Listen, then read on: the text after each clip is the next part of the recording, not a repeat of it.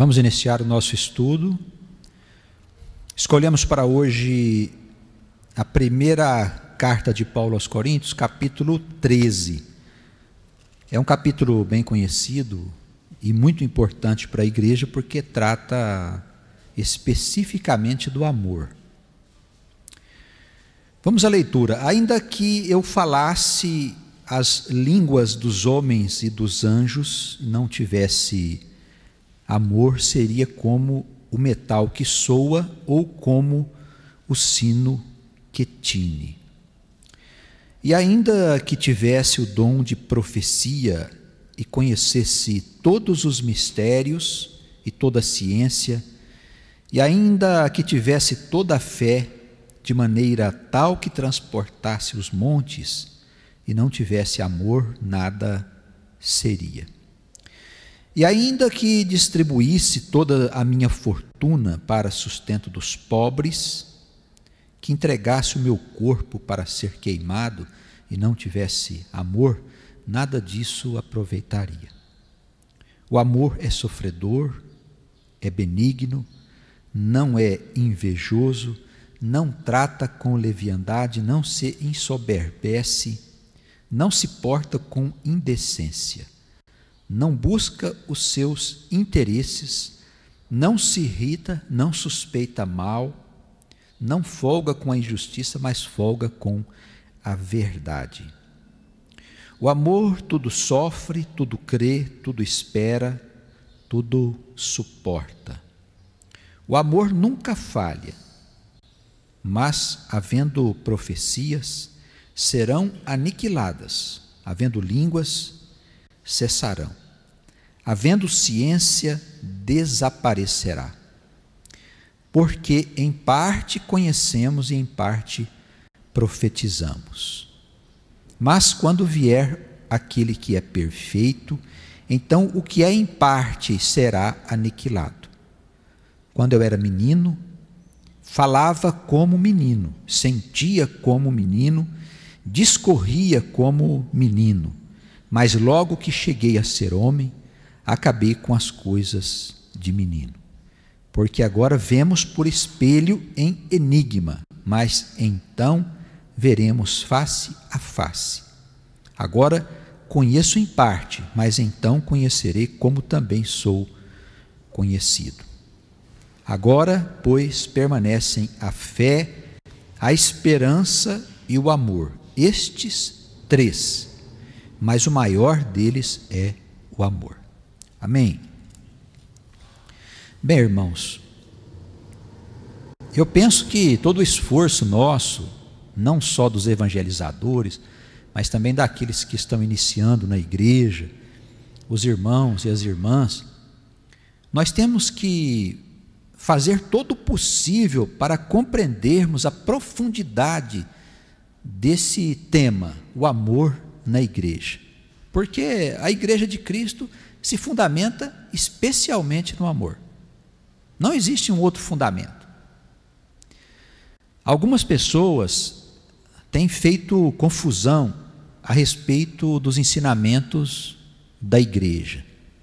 Há quem acredite que os evangelhos e as cartas apostólicas são livros de lei, instruções que nós precisamos seguir passo a passo, coisas que nós temos que obedecer, como se nós estivéssemos andando nos mandamentos ensinados nos tempos antigos. Existem regras.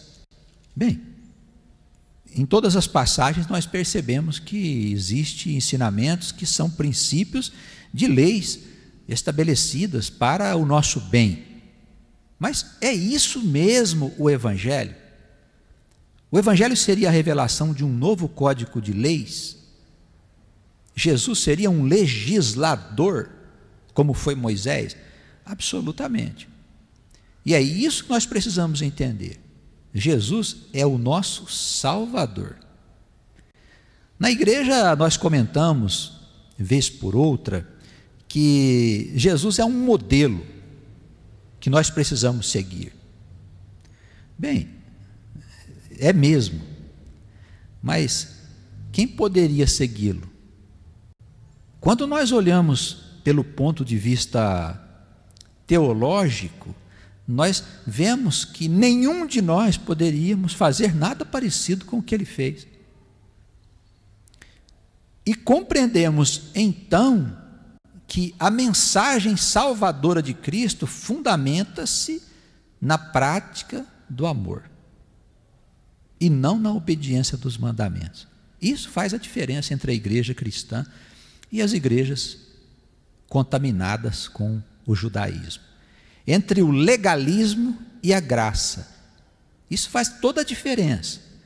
Por quê? Porque na igreja de Cristo não há nenhuma proibição. Nós não estabelecemos uma norma, você tem que se comportar assim, você tem que fazer desta maneira ou daquela outra maneira. E a gente tem essa tendência. Por quê? Porque atavicamente nós fomos condicionados a ter esse comportamento, a estabelecer regras que devem ser obedecidas ou não obedecidas com as devidas consequências. E abrimos uma igreja, abrimos uma comunidade e começamos ali a estabelecer normas. Não só as normas administrativas, que elas existem mesmo e são necessárias, mas começamos a estabelecer normas de comportamento, como se a igreja tivesse que dizer o que você precisa ou não precisa fazer. Para entendermos o que é a igreja de Cristo, a igreja dos apóstolos, resume-se na prática do amor com todas as suas consequências. Por quê? Porque o amor é tudo. O amor, com ele, você supera todas as crises, porque não se fundamenta na justiça. Na justiça, nós vamos procurar aquilo que é justo dentro da igreja. O irmão ofendeu o outro, vamos fazer um tribunal e vamos analisar a questão. Um tribunal de pastores, de anciãos, de líderes, para que a questão seja analisada. Então vamos dar um veredito: olha, você vai ser expulso da igreja, você vai ser penalizado. Eles dizem muito disciplinado.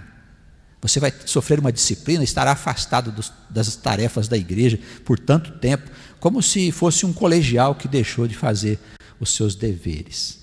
Isso é muito comum no nosso meio, e isso absolutamente não tem nada a ver com Cristo. Se Cristo fosse considerar os nossos pecados e iniquidades pela justiça da lei, meu amigo, meu irmão, minha irmã, nós estaríamos perdidos. Imagina você chegar lá e ele tomar o livro da lei e falar: vem cá, aqui estão escritas as tuas obras e nós vamos ver uma a uma. O que você fez? Transgrediu aquele dia, você pensou mal daquela irmã, você pensou mal do teu irmão, você fez isso, você fez aquilo, e agora? Como é que você pretende pagar? Nós temos que entender que a igreja, ela precisa refletir o santo e iluminado Espírito do Senhor em amor, em misericórdia e entendimento. A igreja não dispensa a instrução, a exortação, a admoestação. Olha, o teu irmão está em pecado, o teu irmão está se desviando, vamos sentar e conversar com o irmão, mas não podemos julgar, não podemos penalizar. A igreja é um lugar onde homens e mulheres que eram pecadores resolveram andar no caminho daquele que venceu o pecado. Isso chama-se santificação.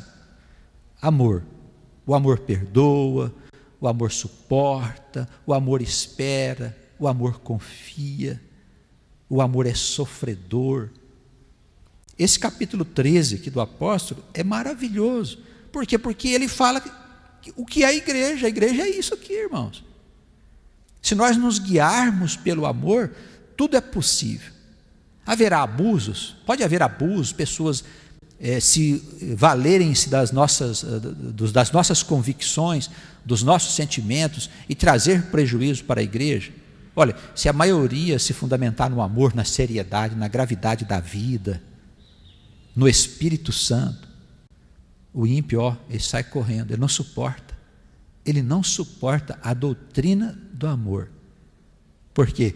Porque ele quer justiça, ele quer apontar erros dos outros, ele quer se fazer de santo, de sábio, de justo, ele quer ter direito sobre a igreja. Se nós usarmos a doutrina do amor, Satanás, com toda certeza, ele ficará lá fora. com toda certeza. E aplica-se em todas as circunstâncias, o amor. No mundo nós vivemos aí, nessa situação em que temos que comprar e vender, e para isso nós nos relacionamos com muitas pessoas que não conhecem a lei do amor. E para que essas relações nossas sejam possíveis, é necessário que se estabeleçam regras, contratos e demais coisas. Mas não na igreja. Não é? Chega essas situações que nós temos que viver, porque por enquanto ainda é assim. Mas um dia isso tudo vai passar e as coisas serão feitas tendo como base somente a lei do amor, né? No mundo inteiro. Aí a sociedade, o mundo, a humanidade vai atingir um grau de amadurecimento que hoje os homens não podem sequer imaginar. Mas precisa ser pelo caminho do amor, porque pelo da justiça não dá certo não, né? Tá certo? Então ele diz assim, aqui na introdução, falando aqui essa tal língua dos anjos, e as pessoas pensam que isso aqui é falar em línguas, né? Isso era uma prática originária da Grécia, em que se falava uma língua enrolada, que as pessoas diziam que lá no céu falava essa língua. Então a língua dos anjos não é a língua estrangeira, tem uma diferença muito grande. E só na igreja de Corinto se falava isso, e eles davam uma importância muito grande. E Paulo, como sempre, ele cedia numa coisa, noutra, para poder ganhar alguns para Cristo. Então ele disse, ainda que você fale essa tal língua, que lá falava muito, né?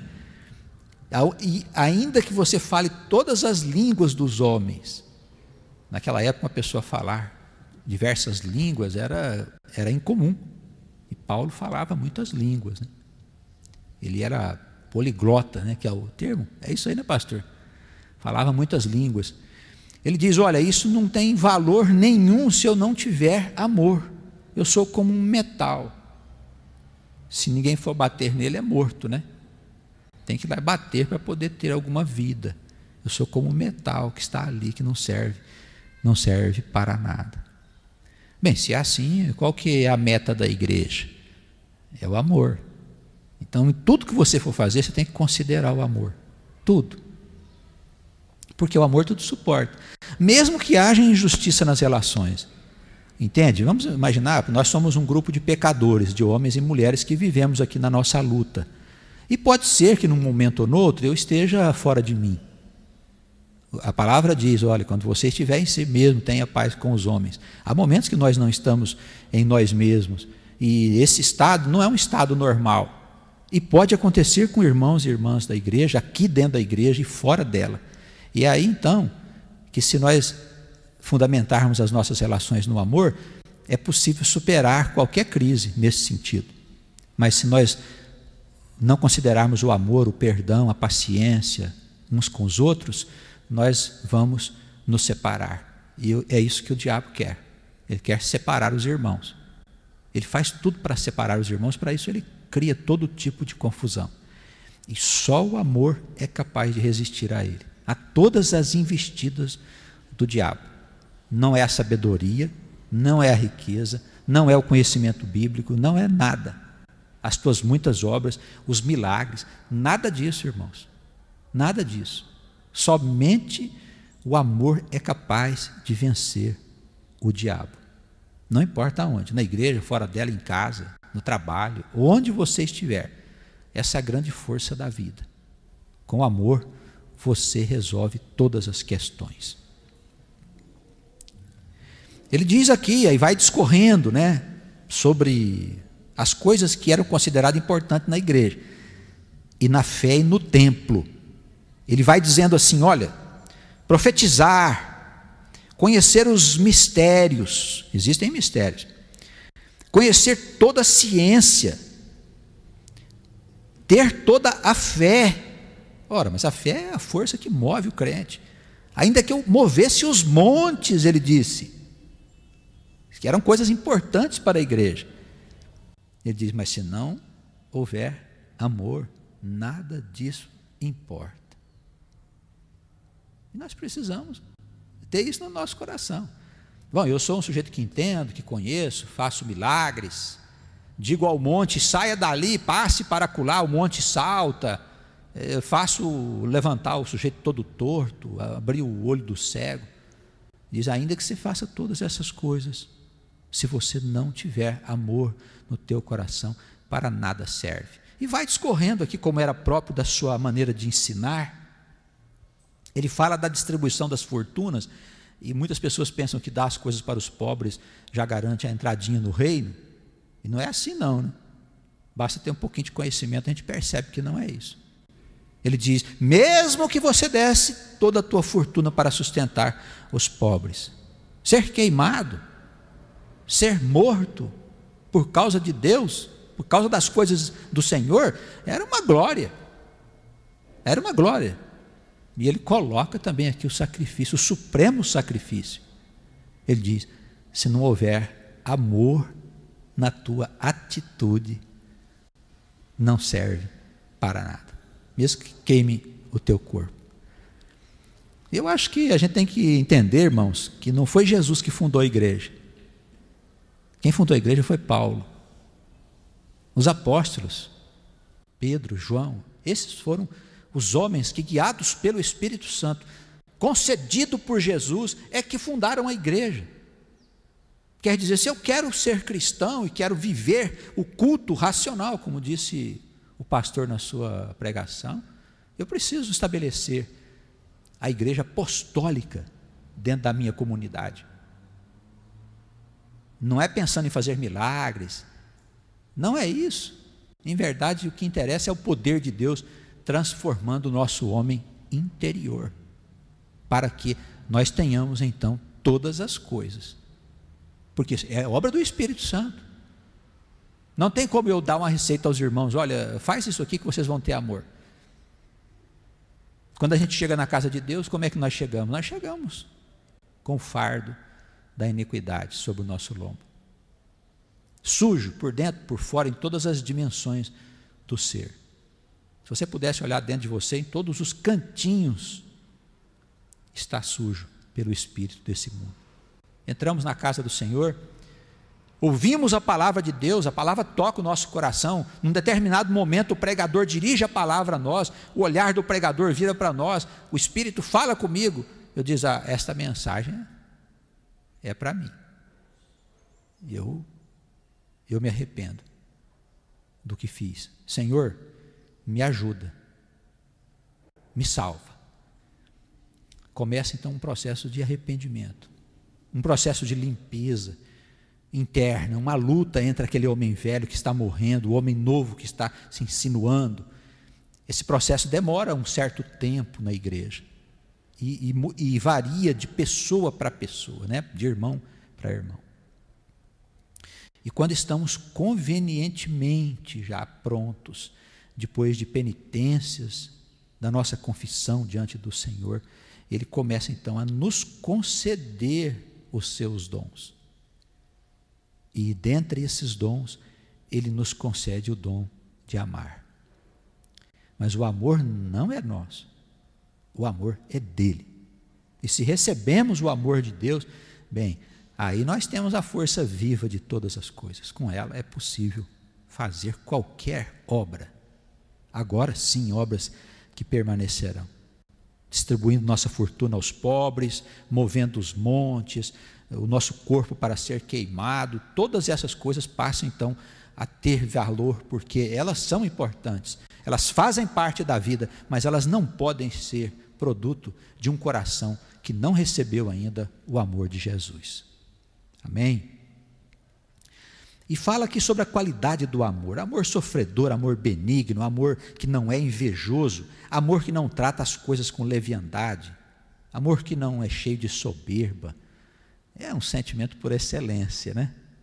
É uma coisa maravilhosa, é uma palavrinha tão pequenininha, mas que significa tanta coisa. E a gente, no começo da nossa vida na igreja, a gente se interessa por tantas coisas, pelos dons, pelos milagres, e pela sabedoria, pelos mistérios, e o amor parece que está ali assim, colocadinho de lado, né? A gente fala nele, mas ele é só uma possibilidade, ele é só uma das partes das muitas coisas que nós estamos interessados. E na medida que vamos ficando mais velhos, a gente começa a perceber que Ele é o que realmente interessa. Porque as outras coisas todas não têm valor nenhum se não for obra de um coração que ama em Jesus Cristo, não é mesmo? Então a gente precisa, assim, pensar muito nesse tal de amor, esse amor que é de Cristo, que vem de Deus, para que nós sejamos crentes verdadeiros, homens e mulheres verdadeiros na casa do Senhor. O amor não porta com indecência, não busca os seus próprios interesses, pensa sempre no outro irmão. O amor não se irrita. Às vezes a gente fica irritado na vida aí fora, né? Tem até uns pitios, né? Coisa tão complicada que a gente fica nervoso, irritado. A hora que passa aquilo, a gente olha para a gente mesmo e a gente tem um ataque de vergonha. Diz, meu Deus, como é que eu posso falar do amor do Senhor tendo ficado fora do meu juízo? Não é? Mas isso é a luta. É o que Paulo chamava de bom combate. Esse é o combate do homem de Deus. Essas criaturas santas, certinhas, que existem na igreja, sempre tidas como exemplos, não são criaturas verdadeiras. Porque o verdadeiro homem de Deus e mulher que serve o Senhor está sempre em conflitos internos, sempre em guerra íntima, na busca da santidade e diante do seu homem velho, que sempre está ali. O diabo sempre pega o homem velho e vem e diz, ó, quem você é? Você diz, não sou, eu estou com Cristo, estou com o Senhor. Acalma, passa, daí a pouco lá vem ele de novo. Opa, aqui, onde é que está o homem novo? Aqui, ó, aqui para você. Aí você chama o Senhor de novo, e lá vamos nós, nessa constante luta, para que sejamos um dia dignos de entrar no reino de Deus. Amém? O amor não folga com injustiça, o amor só pensa na verdade, sofre, crê, espera, suporta, e ele tem uma propriedade que essa é maravilhosa, nunca dá errado. Mas nunca, se você agir com amor, pode parecer que tudo está do avesso, ele é vitorioso. Ali na frente você olha e diz, mas olha, não é verdade que estava certo, não é? E às vezes nós nos envolvemos em tantas coisas, e o Senhor nos prova, nos desafia, Ele aperta a gente, né? Na hora que nós estamos bem, que nós estamos com recursos financeiros em dia, saúde, ser virtuoso assim é bom, né? É fácil. O complicado é quando nós estamos em crise, mas é quando nós estamos em crise é que nós conhecemos os valores verdadeiros que existem dentro de nós. Se nós temos mesmo fé, perseverança, paciência, porque aí nos tiraram o tapete, né? O tapete do mundo é a condição material, o recurso, as coisas dando tudo certo, ninguém doente. Essa é a nossa felicidade. Então, sermos virtuosos, com tudo certinho, tudo bem, vamos ver a hora que o Senhor tirar o tapete, para dizer, aí, como é que fica? É aí que nós precisamos mostrar perseverança, capacidade de suportar, de esperar e de saber que o amor nunca falha. Amém? Podemos investir todas as nossas fichas, usando uma linguagem bem popular, no amor, porque ele nunca falha, nós ganhamos sempre. Para concluirmos, ele aqui a partir do versículo 9, ele passa a falar aqui sobre os mistérios de Deus. É tão profundo o que ele está falando, que nós gostaríamos de saber mais. E ele diz assim, olha, algumas coisas nós falamos por profecia, algumas coisas nós conhecemos. E esse estado é um estado transitório.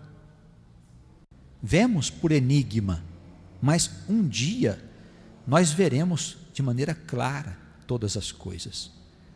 O véu será levantado, então entenderemos a glória de Deus na sua plenitude. Ele diz, um dia eu fui menino, e as coisas da minha vida eram coisas de menino, mas chega a hora em que nós seremos adultos, homens, então o Senhor revelará para nós todas as coisas que os homens podem e devem saber para a glória de Deus. Amém? Que Ele nos conforte na sua paz e na sua misericórdia. Não querendo profetizar acerca das coisas futuras, mas nos referindo ao tempo presente, que é o que mais nos interessa nesse exato momento, todos concordamos que vivemos dias graves, dias delicados, principalmente os mais velhos, que já viveram em outras décadas, sabem que os dias estão difíceis, e isso requer da igreja uma união.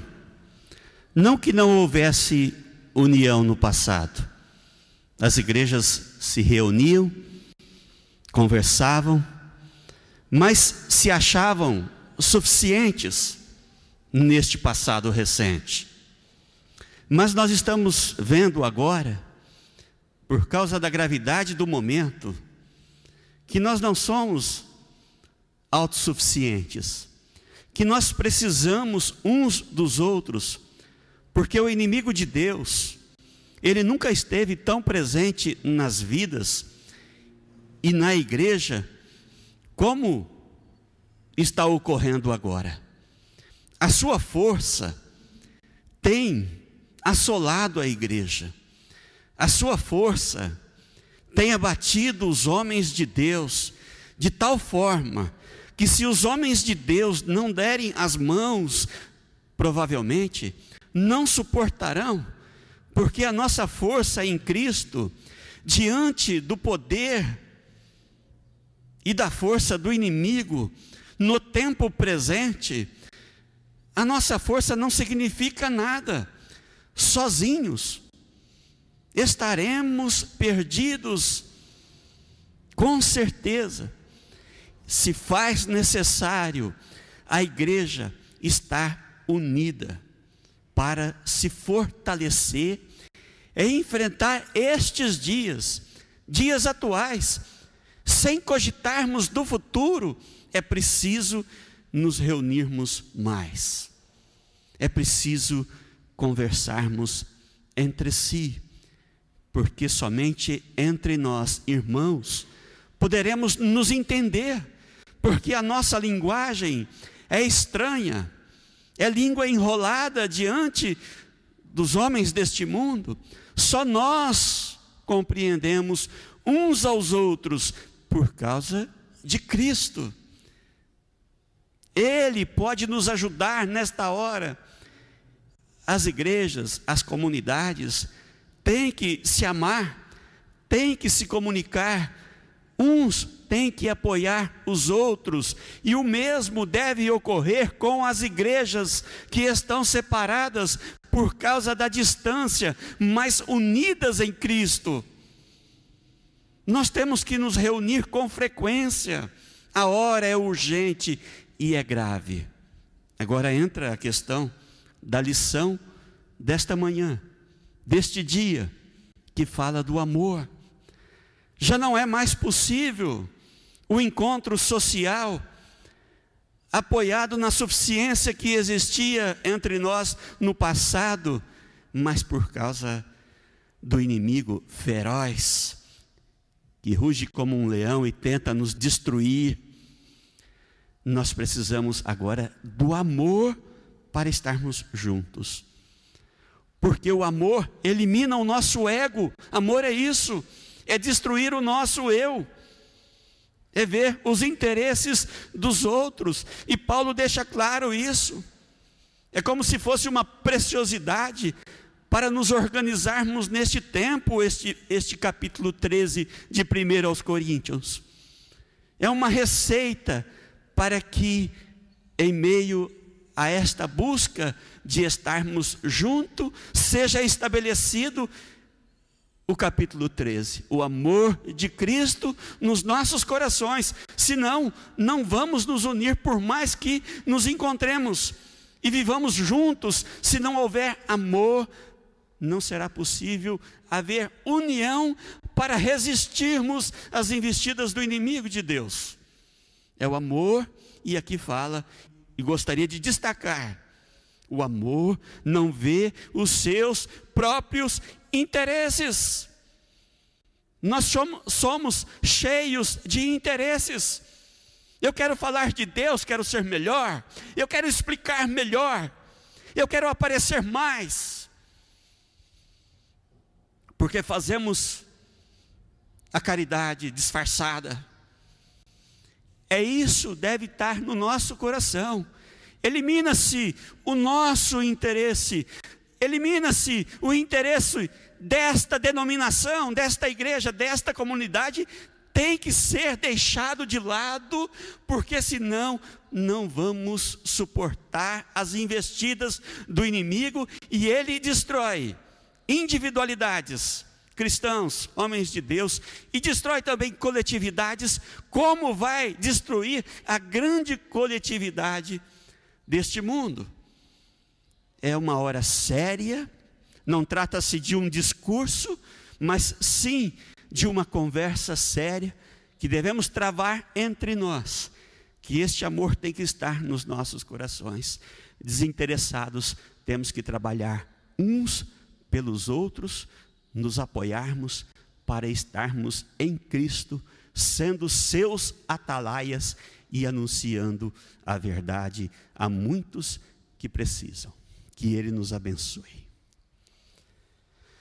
Senhor Jesus, nós lhe agradecemos por este dia, pela presença dos irmãos que vieram de fora e nos trouxe alegria e novidades ao coração, à igreja. Senhor, permita que eles voltem para as suas cidades, na tua proteção. Cuide de cada pedaço que eles forem transitar por essas estradas, e voltem para suas casas em segurança, Senhor Jesus. Abençoe a família deles. E também, Senhor, a grande família cristã verdadeira, a tua igreja seja abençoada. Aos irmãos que estão distantes e que nos ouvem pela internet, através da Rádio Despertai, sejam abençoados e fortalecidos no teu Espírito, Senhor. Porque nesses dias difíceis, somente há segurança em Ti. E nós queremos Te pedir, ajude-nos e permaneça conosco. Amém.